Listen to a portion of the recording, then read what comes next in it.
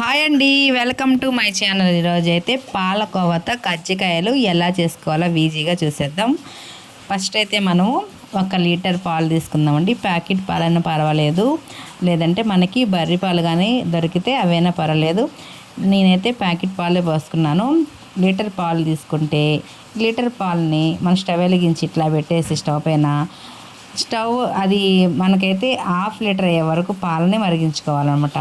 స్టవ్ని ఫస్ట్ బాగా పెద్ద మంట పెట్టి ఇట్లా మరిగించుకోవాలండి. తర్వాత మనమైతే పాలు చిక్కబడేటప్పుడు మంటనైతే మీడియంలో పెట్టుకోవాలి. ఎందుకంటే పాలకోవా పట్టు చేయడానికి కొంచెం టైం పడుతుంది మనకైతే. నాకైతే 1/2 అవర్ పట్టిందండి ఈ పాలకోవా రెడీ అవ్వడానికి.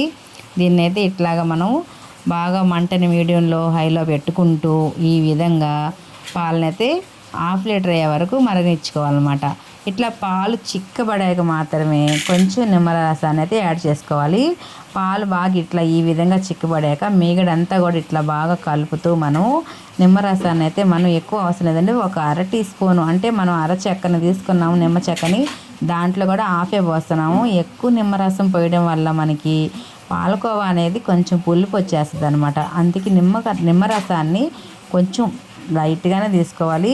కొంచెం లేట్ అవుతే పర్వాలేదు అనుకున్నా కొంచెం లైట్గా తీసుకుంటే కొంచెం టైం పడుతుంది, అంతే, ఇంకేం లేదు. మనకైతే ఇట్లా బాగా పాలకోవాని అయితే రెడీ చేసేసుకుందాం. ఇట్లా పాలకోవా రెడీ అయ్యేటప్పుడే మనం ఇలాచీ పౌడర్ కానీ లేదంటే ఇట్లా ఏలకాయలని ఇట్లా ఎక్కువ దంచేసి వేసేసుకోవడమే. ఇదంతా ఇట్లా వేసేసి కొంచెం గట్టిపడాక నేనైతే దీనికి సరిపడా చక్కెర అయితే వేసుకున్నాను. అంటే మన పాలకోవాకి పాలు తీసుకొని దాని పాలు కోవా వచ్చిన దాన్ని బట్టి చక్కెర తీసుకోవాలండి. ఎందుకంటే స్వీట్ అయితే మరీ ఎక్కువగా ఓవర్గా ఉన్నా కూడా బాగుండదు. లిమిట్గా సరిపోయేటట్టు వేసుకొని సరిపోయే దానికి కలుపుకొని ఇట్లా గట్టి పడాక పక్కకి తీసి పెట్టేసుకుందాము పాలకోవాని. ఇప్పుడైతే 1/4 కేజీ గోధుమ పిండి వేసుకొని కొంచెం దాంట్లోకి చిటికెడు ఎక్కువ అవసరం లేదండి సాల్టు. అంటే ఈ కజ్జికాయల పైన కూడా కొంచెం మనకి లైట్గా సప్పగా లేకుండా ఉండడానికి వేస్తున్నాను. 1 చిటికెడు సాల్ట్ వేసేసి ఇట్లా కొంచెం ఉండలాగా పెద్ద ముద్దలాగా చేసి పక్కన పెట్టేసుకుందాము. ఇప్పుడైతే దీంట్లోకి కొంచెం నూనె బాగా ఒక 150 గ్రాముల దాకా నూనె బాగా పడుతుందండి. ఇట్లా బాగా వేసి బాగా పిసికి పెట్టేసుకున్నాం అనుకో, అది చేసుకునేటప్పుడు కూడా మనకి ఆ ఆయిల్తోనే చేసుకోవచ్చు అనమాట. మనకి ఇట్లాగ మొత్తం ఆయిల్ ఇంత పోసి దీంట్లో ఇంత పిండి పైన వేస్ట్ అని అయిపోతుంది, ఎందుకు ఇంత ఆయిల్ అని అనుకోవాల్సిన అవసరం లేదండి. ఆయిల్ పోసేసి మనం కొంచెం 50 గ్రాముల కన్నా తక్కువే ఉంటుంది. ఇట్లా బాగా పిసకడం వల్ల ఏంటంటే పూరి బాగా వస్తుంది అనమాట మనకి, చపాతీ అది కజ్జికాయకి. ఇట్లా కొంచెం బాగా మసాజ్ చేస్తూ ఇట్లా బాగా పిసికేసేయాల. ఈ విధంగా మొత్తం పిసికేసుకోవాలండి పిండి అంతా. ఇట్లా మొత్తాన్ని మనమైతే బాగా పిండిలోకి బాగా ఆయిల్ అంతా వెళ్ళి మళ్ళీ మనకి ఆయిల్ అయితే ఇట్లా బయటకు వచ్చేస్తుంది అనమాట. అంత బాగా పిసకాలి పిండిని పెట్టి. ఈ విధంగా మనకి ఎంత కావాలో అంత రౌండ్గా చేసేసుకుంటే బాగుంటుంది. మా పిల్లలు అయితే నేను బొబ్బట్లు చేశానండి. ఇట్లాగా కొంచెం లోపల పచ్చిశనగపప్పు, బెల్లము అట్లా యాలకులు పెట్టి అది బాగా నచ్చింది వాళ్ళకి. మళ్ళీ చేయమన్నారు, ఈసారి ఇట్లా చేస్తానన్నా. అట్లా అదే విధంగా మాకైతే కజ్జికాయ కాకుండా ఒకటి ఇట్లా కూడా చేసి అడిగారు పూరీలాగా.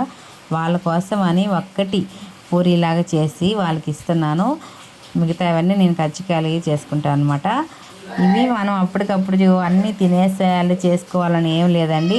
1/4 కేజీ పిండే కాదు, మనం కేజీ పిండి చేసుకున్నా కూడా ఇవైతే అసలు పాడవు. పాలకోవా మనం ఇంట్లోనే రెడీ చేసుకున్నాం కాబట్టి ఎన్ని రోజులు నిల్వ ఉంటే చాలా బాగుంటాయి అన్నమాట. నేనైతే ఫస్ట్ టైం కాదండి చేయటం, ఒక 4-5 సార్లు చేశాను. చాలా బాగున్నాయి టేస్ట్ అయితే. మీకు కూడా మీ పిల్లలకు కూడా చాలా రుచిగా ఉంటాయి, చేసి పెట్టండి. గోధుమ పిండి పాలకోవా కాబట్టి వాళ్ళకి ఎటువంటి ఇదైతే ఉండదు. పిల్లలకైతే చాలా హెల్తీగా ఉంటారు తింటే. చూడండి, ఈ విధంగా మొత్తం చేసేసి మనం కజ్జికాయలన్నీ ఇట్లా దాంట్లోకి మనం కోవా సరిపడా పెట్టుకోవడమే. దీనికన్నా కూడా పెద్దగా కావాలన్నా చేసుకోవచ్చు. నేనైతే ఈ సైజ్ చేసుకుంటున్నాను. ఇట్లాగన్నీ మనం మనకి లైట్గా కలర్ మారే వరకు వేయించుకుంటే సరిపోతుంది, ఎక్కువగా అయితే వేయించబడలేదు. చూసారు కదా, మనమైతే ఎంతో ఈజీగా ఎంతో రుచిగా పాలకోవా కజ్జికాయలు అయితే రెడీ చేసేసుకున్నాము.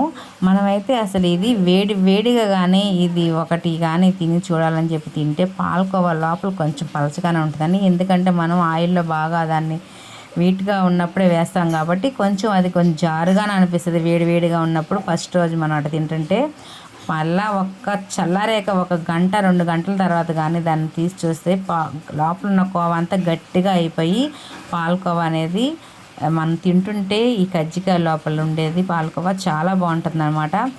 మా పిల్లలకైతే వేడిగానే కావాలన్నారని చెప్పి నేను అట్లాగే ఇంచి చూశానండి. చాలా పలచగానే ఉంది చూడండి, ఈ విధంగా ఉంది.